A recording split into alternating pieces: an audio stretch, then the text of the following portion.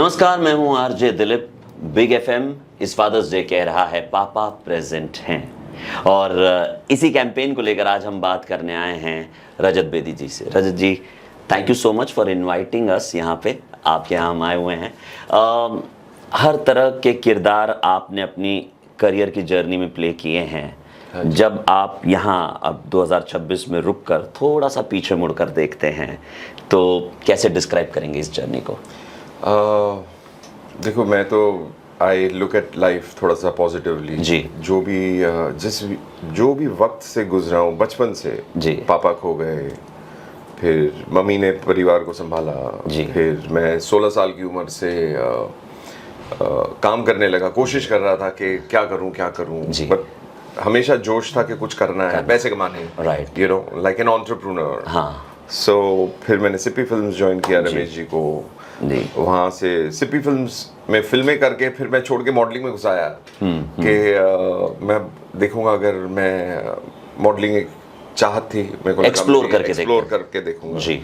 And with God's grace I was extremely successful, क्योंकि India का सबसे बड़ा title male beauty pageant Gladrags, जो मॉरिन वाडिया, नुस्ली वाडिया, बॉम्बे डाइंग का था, आई वन द टाइटल। मेरे को फिर ऑस्ट्रेलिया भेजा गया, got the 3rd place, came back, और फिर फिल्मों की ऑफर आई, और फिर फिल्मों का कारवां शुरू हो गया, और वो भी इनिशियली अच्छा गया, फिर नीचे आया। मैं एक्चुअली बहुत रिफ्लेक्ट करता हूँ अपनी बैक स्टोरी को, और मैं आज भी देखता हूँ कि मेरी उतार चढ़ाव कहाँ हुई है और जर्नी कैसी रही है। वहाँ से इंस्पिरेशन लेते हैं आप? वहाँ से? पर हाँ, बहुत इंस्पिरेशन लेता हूँ, और बहुत एक्चुअली आज जो मैं किरदार निभा भी रहा हूँ, वो सारे एक्सपीरियंसेस जो जुड़े हुए हैं साथ के, वो मेरे किरदार में आप देखोगे। और जो बैड्स में अगर आपने देखा है तो लॉट ऑफ वो एक्चुअली आर्यन ने टू द पॉइंट हिट किया हुआ है एज एन अनसक्सेसफुल एक्टर। जो मैं किरदार प्ले कर रहा हूँ, स्ट्रगलिंग एक्टर का किरदार प्ले कर रहा हूँ, जो इनिशियली जो शुरुआत भी होती है, gets kicked out of the party, right, you understand, और आगे जाके मैं कैसे कंट्रोल ले लेता हूँ। बट एनीवे, जो इमोशंस प्ले आउट हुए हैं, आई थिंक वो काफ़ी रियलिस्टिक हुए हैं। जहाँ पर मैंने एक सीन भी था जहाँ वॉशरूम के अंदर मैं जहाँ से मेरे कलीग को बोलता हूँ कि क्या समझते हो, यू नो, जहाँ पर लोग मेरा फ़ोन नहीं उठाते, वो scene has come out from my heart. जी आपने और लोगों ने उसे फील किया, वो इमोशन को, and that's why they felt, यार ये लड़के ने बहुत स्ट्रगल करके इसने सारा कारवां देखा, and that's why they were very happy also to see me back in Bollywood after 20 years.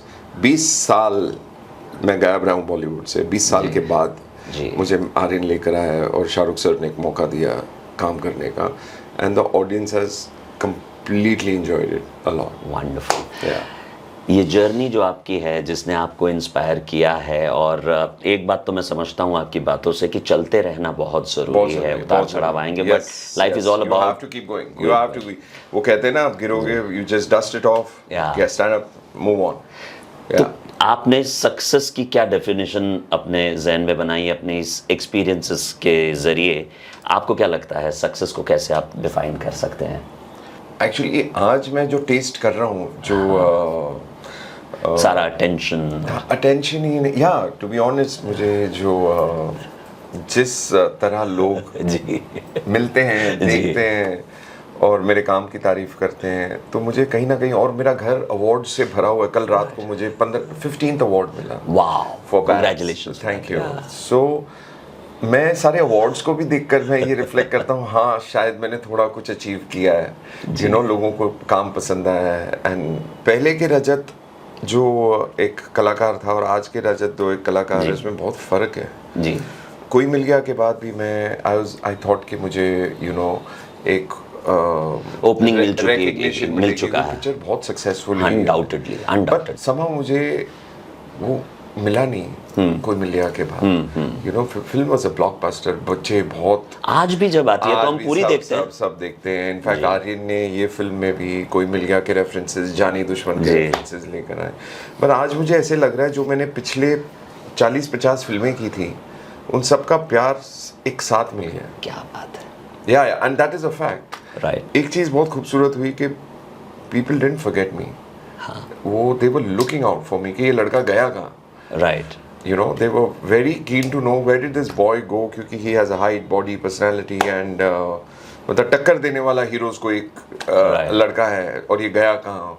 और सडनली इन्होंने देखा तो वो आई थिंक उनको वो जो जेंजी थी वो उस वक्त जब कोई मिल गया रिलीज हुई, जानी दुश्मन रिलीज हुई और काफ़ी फिल्में रिलीज हुई, they started relishing then enjoying this. So I'm very happy कि मुझे एक्सेप्ट किया गया ऑडियंस से ही नहीं, मेरी इंडस्ट्री से भी. आज इंडस्ट्री में कोई प्रोजेक्ट्स बनते हैं तो मेरा जिक्र किया जाता है यार कास्टिंग में कि रजत को लें इस किरदार में. क्या बात तो बहुत अच्छा लगता है जो नहीं था पहले. नहीं तो कहीं ना कहीं यूनिवर्स सबकी जर्नी में चीज़ें अलाइन करता है. और आपकी जर्नी में शायद यही वो वक्त था जहाँ सब कुछ अलाइन होना था. नहीं, मैं ये बात भी राइट है, मैं डेस्टिनी में मानता हूँ. मुझे ऐसे लगता है कि मेरा कनाडा तो जो मेरे साथ हादसे कनाडा में भी हुए हैं जी. मैंने फिल्म लाइन छोड़कर रियल एस्टेट शुरू किया. रियल एस्टेट में बहुत सक्सेस देखा, फिर एक कोलैप्स देखा 2012 में जी. फिर मैंने फिर शुरू किया रियल एस्टेट और फिर मुझे 2018 में मेरे ही पार्टनर्स ने मुझे चीट किया और फिर मैंने डाउनफॉल देखा. तो और 2022 में आर्यन के यहाँ से कॉल आया कि मतलब प्लीज़ बॉम्बे आइए, आपको मिलना चाहते हैं आर्यन और कुछ नरेट करना चाहते हैं. आई वाज लाइक वाह, शाहरुख सर के यहाँ से और आर्यन जिसको बच्चे को मैं मिला भी नहीं हूँ कभी. तो I was nervous and excited कि ये क्या है. और जब आर्यन से मुलाकात हुई और आर्यन ने बोला sir I am going to narrate this to you but मैं कहना चाहूँगा आपसे कि सर अगर आप ये किरदार नहीं करोगे ये किरदार और कोई नहीं करेगा. तो I was like oh my God, इससे बड़ा मेरे लिए क्या हो सकता है, भरोसा क्या हो सकता है और भरोसा. अच्छा, ना कोई स्क्रीन टेस्ट ना कुछ. सीधा before narrating the story also उन्होंने ये में से बोला सर, यानी सीधा आप ही का चेहरा, आप ही का नाम उनके ज़हन में. ये अगर कोई करेगा तो आप ही करोगे, नहीं तो ये किरदार ही नहीं होगा शो में. तो I was sold over there only कि बेटा जो भी होएगा मैं तो करने वाला हूँ ये. क्या बात है.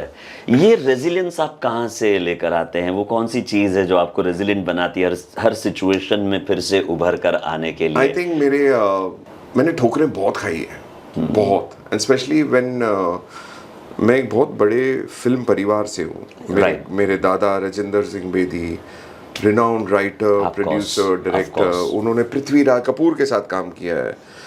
मेरे पापा ने डायरेक्शन राज कपूर से सीखी है.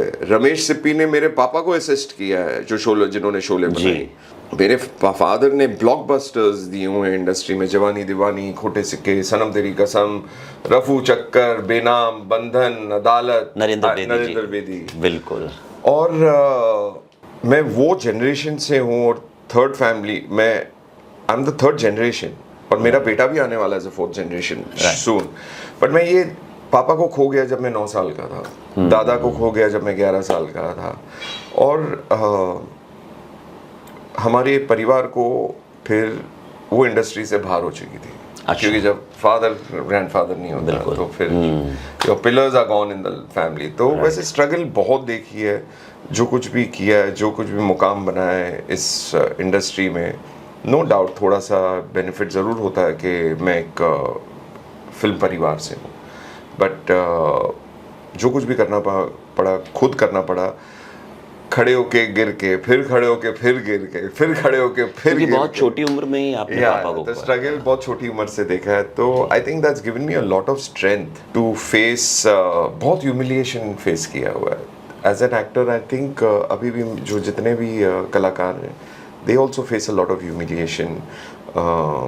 हर बंदे का अपना एक सफ़र होता है, तो मेरा भी एक अपना सफ़र रहा है. So that has given me a lot of strength. And आज ये चीज़ें जो मैं अपने बच्चों को भी सिखाता हूँ, जो मेरी सारी एक्सपीरियंसेस है, जो मैं as a father I have lost. I've never, I feel till 9 years I had only a father. मैं दूसरों के फादर्स को और बच्चों को देखता हूँ तो बड़ा मिस करता हूँ. मैं बोलता हूँ यार how nice. I mean his father is standing behind him. एक फादर फिगर का बहुत बड़ा सपोर्ट होता है. बाप का होना it's like उनका होना बस ये बहुत बस होना you know एक बहुत बड़ी बात होती है. तो वो मैं अक्सर दूसरे बच्चों का जब नहीं, मेरे जो बेस्ट फ्रेंड्स हैं जी जी उनके फादर्स हैं, उनका सपोर्ट सिस्टम है, उनका कारोबार, उनका सक्सेस देखकर मुझे भी ऐसा लगता है यार पापा होते तो क्या होता, बिकॉज पापा was one of the best directors in the industry, like a top director in the industry. Of course. तो आई ऑलवेज थिंक कि पापा होते तो ऐसा होता, पापा होते तो ऐसा होता, मगर चलो ऊपर वाले ने फिर भी मुझे हमेशा सहारा दिया है, बहुत सहारा मिला है। आप आज जहाँ हैं वो देखकर पापा पीठ थपथपा ही रहे मुझे ऐसा लगता है कोई ना कोई ब्लेसिंग ज़रूर है 100%। जहाँ पर मैं खड़ा हूँ, और फिर मुझे एक मौका मिला है दर्शकों के सामने आने का, तो इट इज़ कोई ना कोई ऊपर वाला एक डिवाइन फोर्स एक है। Divine force 100%। मैं गारंटी बोलता हूँ मेरे साथ जो हुआ है जी, जी। It is a divine blessing. There is no chance ऐसा कोई स्टोरी है इंडस्ट्री में, ऐसा कोई स्टोरी है ही नहीं। जी मैं कहूँगा कि जो 20 साल गायब रहा और 20 साल के बाद आया और बूम करके फटा, या so it is a divine blessing, no doubt about that. Wonderful wonderful. आपने बच्चों को समय देने की बात की, पापा प्रेजेंट हैं, हम बिग एफएम पर कह रहे हैं इस फादर्स डे, हाँ जी। तो व्यस्त शेड्यूल होने के बावजूद how do you make sure कि जब बच्चे बात करना चाहते हैं या जब उनको लगता है कि पापा का यहाँ होना ज़रूरी है, तो कैसे आप बैलेंस करते हैं, वो क्या कहना चाहेंगे आप? तो एक्चुअली मैं बहुत चेरिश करता हूँ उनसे, ये जिक्र नहीं करता हूँ कि I never had a father, but अब जो कुछ भी घर पे होता है, माहौल होता है जी। मैं बड़े रिफ्लेक्ट करता हूँ कि मेरा फादर होता तो ऐसा होता, बट मैं बच्चों के साथ लाइक अ फ्रेंड हूँ, Right. और जो आपने मेरा किरदार देखा है बैड्स में जी। और इस बार मैंने कॉमिक ही किया हुआ है, हाँ। तो मैं वैसा ही हूँ घर के अंदर, तो my children find me very funny. तो ब्रदर सिस्टर के बीच में लड़ाइयाँ होती हैं, जब उनको कुछ हम जब आउटिंग्स जाते हैं, तो मैं वो सब चेरिश करता हूँ क्योंकि I didn't have that opportunity, right. तो वी सी टू इट के हम लंचेस डिनर्स करें साथ में, फैमिली हॉलीडेज के लिए साथ में जाएं, और जो कुछ मैंने खोया है मैं कोशिश करता हूँ कि मैं उन्हें दूँ, जो मेरी ख्वाहिश थी राइट टू इफ पापा होते, अगर पापा होते, तो मैं ये कोशिश करता हूँ कि अगर पापा होते तो ऐसे होता, तो मैं ऐसे करूँगा, मुझे हमारी जनरेशन के पापा और आज के जनरेशन के जो पापा हैं, कुछ क्वालिटीज़ आपको फ़र्क लगती है? मतलब जब हम याद करते हैं, मतलब मैं अगर याद करूं तो बहुत खुल के इतनी बात नहीं कर सकते थे, या हाँ पहले के पापा ज़्यादा स्ट्रिक्ट थे और ऐसा, पर आज के पापा, आज का जनरेशन और वो पूरा बहुत जबरदस्त एक दोस्त की तरह ही हैं आप, दोस्त की तरह हैं, और बहुत फ़र्क है पहले के जनरेशन्स में। आई थिंक आज बच्चे और पेरेंट्स कम्युनिकेट करते हैं ज़्यादा, बहुत ज़्यादा छूट भी दी हुई है बच्चों को, पहले छूट नहीं होती थी बच्चों के लिए, strict norms and rules regulations हुआ करते थे, पर आज सोशल मीडिया के आने से, सारा एक्सपोजर होने की वजह से, आई थिंक चिल्ड्रन और parents are more like friends, and not कि मैं बाप हूँ और तू बेटा है और या बेटी है, अपने औकात में रहे। ऐसा नहीं, ऐसा नहीं है, that has changed, they are more friends today। तो बच्चे जब ऑब्वियसली पापा के बारे में बात करते हैं तो ऑब्वियसली इमोशनल हो जाते हैं, और आपको क्या लगता है बच्चे जब डिस्क्राइब करें, आपके बच्चे जब आपको डिस्क्राइब करें एज फादर, तो क्या वो क्वालिटीज हैं जो वो डिस्क्राइब करें? वो तो हंसेंगे ही पापा, वो मुझे सीरियस लेते ही नहीं है। तो पहली बात तो मैं कॉन्स्टेंटली, एक तो मेरे घर में मेरी वाइफ जो है, मेरे हिसाब से वो ही रूल करती है घर का हो, तो पापा नहीं, पापा बाद में आते हैं, पहले घर का बॉस वाइफ है। राइट। बट मेरे पास किसी एक को तो बॉस का रोल करना पड़ता है, क्योंकि वो उनको पता है कि पापा के पास जाएंगे तो सारी छूट मिल जाएगी, मम्मी के पास जाएंगे तो कोई सारा स्ट्रिक्ट नॉर्म्स है, नो नो नो, और पापा के पास आएंगे तो यस यस यस। ओके। तो ये बिकॉज मेरे से मना होता ही नहीं है, अभी इनको कहीं जाना है, कुछ करना है, ना निकलती नहीं, और वही वाइफ के पास जाओ तो नो नो नो, तो पापा ज्यादा क्लोज है, पापा के साथ सारी छूट मिल जाती है, तो वो वहां से ना होती है तो मेरे पास भाग कर आते हैं पापा भी ओके डू। फादर्स डे के मौके पर जितने भी फादर्स हैं उनको क्या मैसेज देंगे, और स्पेशली अपने बच्चों के लिए भी अगर आप कोई एक मैसेज देना चाहें? बच्चों के लिए तो मैं ये करना चाहूँगा मेरे बच्चों को कि पापा लव्स यू लॉट बेटा, Vivan, Vera, whatever life teaches you, or whatever bad circumstances you have in your life, always remember, Papa's always there. कभी कभी कुछ बातें बहुत ज़्यादा दिल के करीब होती है और ये एक रिश्ता वैसा ही होता है Yeah. पिता का और बच्चों का. Thank Thank you so much. I hope you